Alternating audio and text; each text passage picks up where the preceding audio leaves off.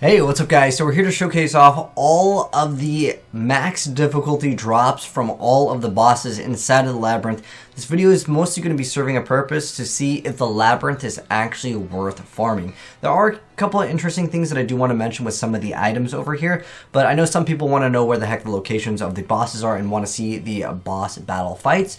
So we're going to go ahead and show that off, and then we're going to go ahead and check out all of the loot and check out what we got for our primal. So let's go ahead and hop right into the boss fights.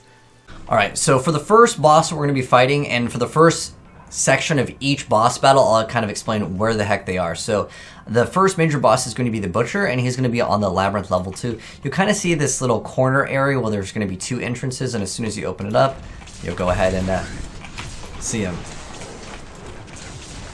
And this is on Torment 16. I'm playing a wizard, just so I can get to the areas a little bit faster. But I'm pretty sure he drops this every single time, but I'm kind of curious to see if he can drop anything else. But that is the first major boss, which is the Butcher, and that's what we got from him. King, he's found on the Labyrinth level 3 inside of the King Leoric's tomb. So we're going to go ahead and just go right in there. And you can't miss him. He's real easy to go ahead and see.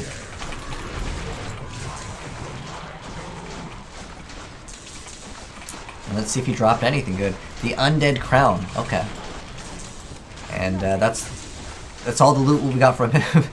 I wonder if it's going to be 100% the same thing every single time. I guess we'll find out very soon.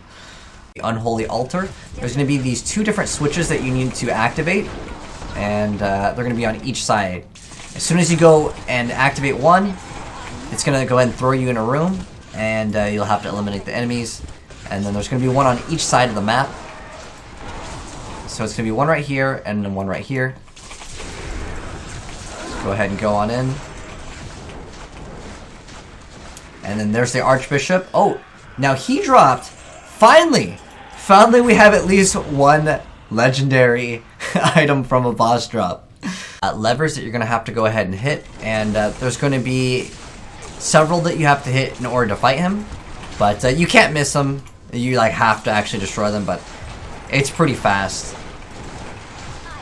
And the first time that you do defeat Diablo, he will drop a legendary gem. Oh, there he is. So we've got him spawned in over here. And looks like... Oh, it's going to play the cinematic. Again, if you guys are more interested in checking out all of the content, I showed it off during the full entire playthrough. But he should be dropping this the first time that you defeat him on that character, or if you already have it in your inventory, perhaps it won't drop just like the other legendary gems. But so far, we've gotten 2 legendaries. These other ones that we've gotten were actually acquired through just kind of Labyrinth in general. I guess what we can do is we can identify them all at the maybe very end. I think that would be a good end to it for the ones that dropped outside of the major bosses, but we've defeated all of them, and we've only gotten 2 so far with the very first run. But now that you guys have seen the mechanic and I explained how the boss fights work, now I want to go ahead and just kind of fast forward and get things done really quick, and we're going to go ahead and do a bunch more of these boss runs to go and see if the Labyrinth bosses are actually worth farming. So far, I would say no, but again, we got to do some more testing to find out. And we've swapped to Barbarian because I think it's a little bit faster. Alright, another Butcher's Cleaver.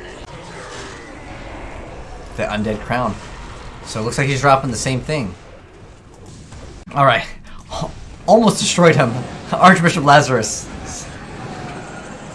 You know, I feel like he has a high chance to drop a bunch of these gems. But, alright. Next up, Diablo. Alright, Diablo, it's the second time. There he is, the Dark Lord. Oh, we did get a primal! We got a primal at least. Wow, okay. Well, like I said, to keep the video a little bit more entertaining, we will identify the items that we get from the bosses over here.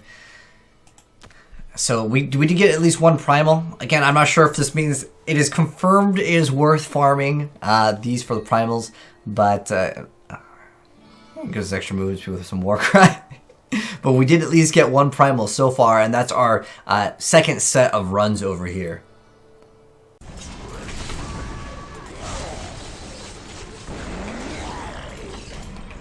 Butcher's Cleaver again.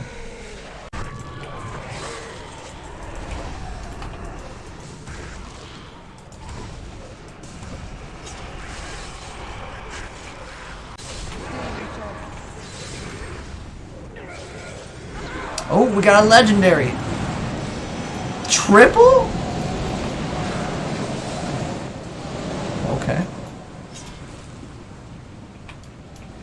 At Diablo. What are you dropping for us this time? Absolutely nothing but some Beal crystals. Okay.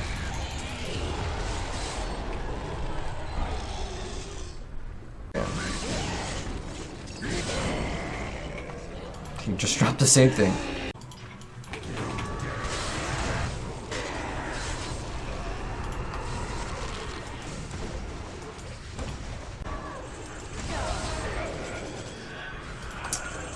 Alright.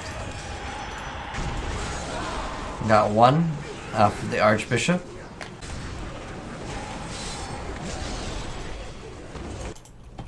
Alright. Nothing off of Diablo. Okay. The Kingslayer, though.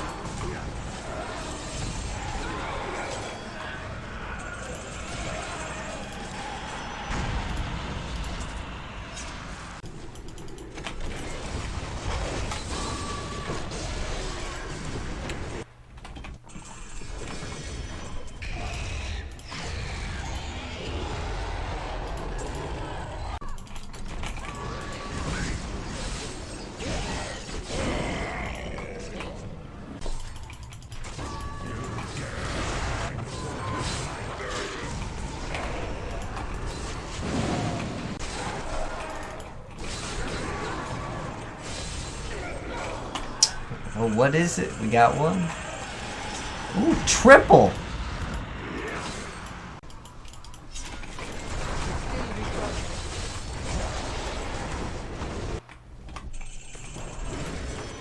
A ring.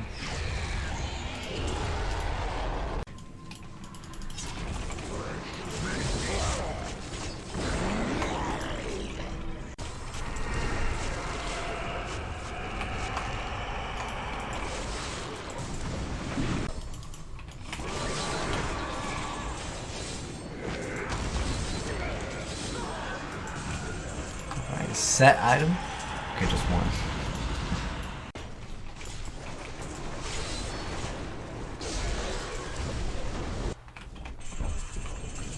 No.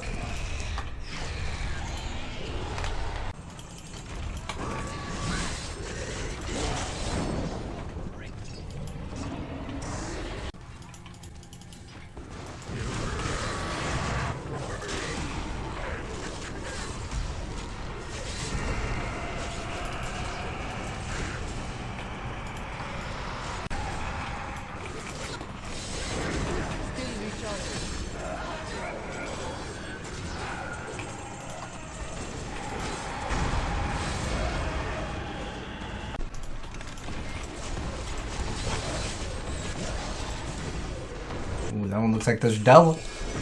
Potion and a belt.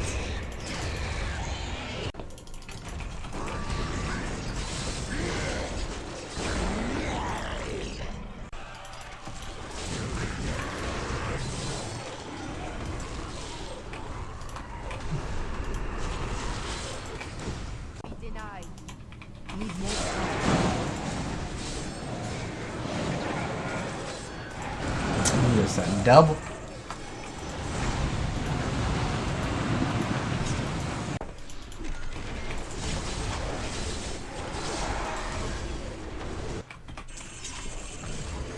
Zero from Mr. Diablo.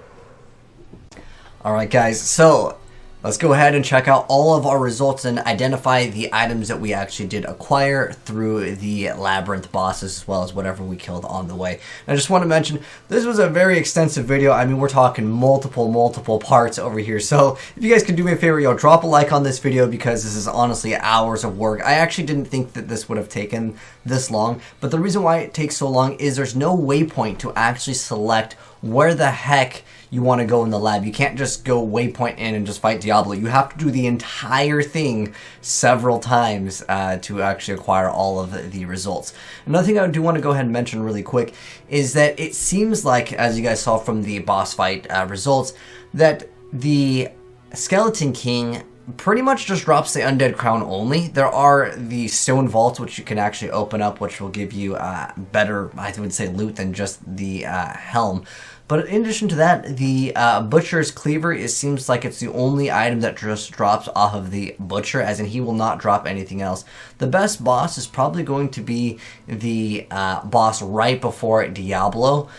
He just tends to drop the best results. And then on top of that, what was interesting is that there are level 70 rings that can drop, like the Empyrean Band, they can actually just roll with 3 decks, which is obviously something that should not be able to roll on a level 70 item. So there are actually pretty interesting results for some of the items, but nonetheless, let's go ahead and check out some of the items. And I did happen to get one item that I thought was going to be really good. So that's going to be these Primal Gauntlet of the Wastes. So let's go ahead and identify all of them, and I'm going to go ahead and do a no cam here so you guys can actually see it in full screen, because I don't want any of it to be blocked by my face cam, obviously.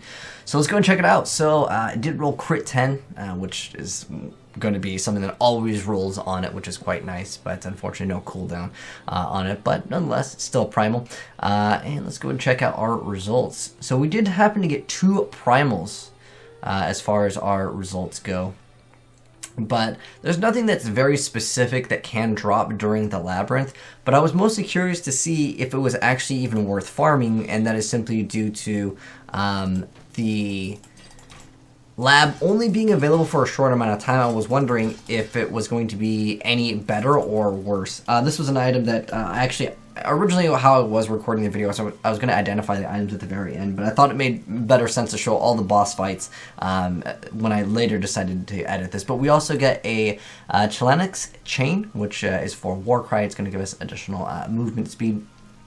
But yeah, everything else I just kept unidentified here. I'm going to just put some of the stuff back. This is also another item that I did identify previously, because like I said, I was originally going to structure the video where we would identify the things after every run, but I think some people just wanted to probably fast forward to this part anyways, and so I thought this was going to be easier.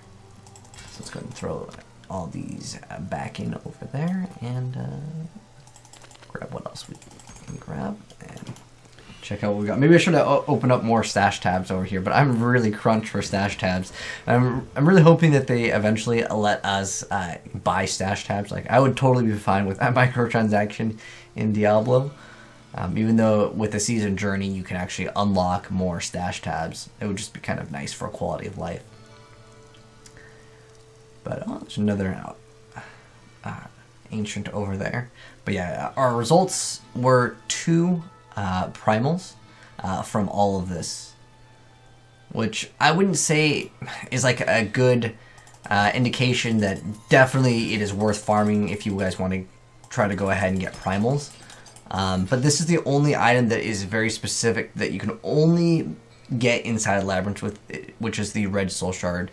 But everything else you can just acquire by just playing the game normally. In fact, you'll probably get better results, I would say, off of simply just playing the game.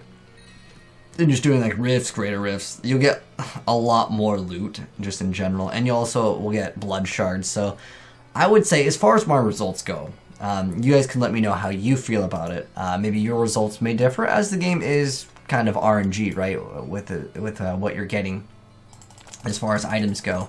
But I would say overall the lab is, at least in its current state, not worth farming. If you are interested in getting, you know, lots of legendaries. Again, greater rifts are probably your go-to place, as well as regular rifts, because rifts actually have double the chance for legendaries over here. Also over the items over here so you guys can kind of check it out. It's not like they're going to have any specific special drop here, but for the sake of the video, you know, I always like to see what we get. We got a few ancients here, but you're really crunched again for stash space. And then on this one, it's just this bottom row here. I just kind of ran out of stash space, so we'll go ahead and identify these, and that will be it. And I actually didn't count them all up, but I mean, your results will be much better again for rifts and greater rifts. We got an Ancient Oathkeeper though, Measureschmitz, that's a great item as well. But there it is, guys. Those are indeed the results from the boss farming of the special event, and that is max difficulty Torment 16. So overall, in conclusion, in my personal opinion, but again, you guys can let me know how you feel about it in the comment section below, I feel like it is not worth actually farming the event for primals, ancients, any legendary variants. The only thing that it's worth doing is for I would say the portrait. That's the thing that I enjoyed the most. But there are also other cosmetic unlocks, and if you guys haven't seen my video, I did make a video specifically going over all of the unlocks for this little seasonal, like, or I should say the anniversary, the Darkening Tristram event. Definitely check the pinned comment. There's pets that you can unlock, different transmogs, as well as different banners, and then obviously the portrait, which is the main reason why I like it. Plus, I just really enjoy it. I like that they added the music. You guys can hear the different music inside of the town, as well as getting that red soul shard. I think it's kind of cool. Unfortunately, it's not really used in the meta of the game. But anyways, thanks for watching, guys. Hopefully you enjoyed the video. If you did, drop a like on it. If you are new here, would like to see more Diablo, as well as other gaming content, hit subscribe, turn that bell, and you'll see more very soon. But thanks for watching. Have a good one. And I'm signing out. Peace.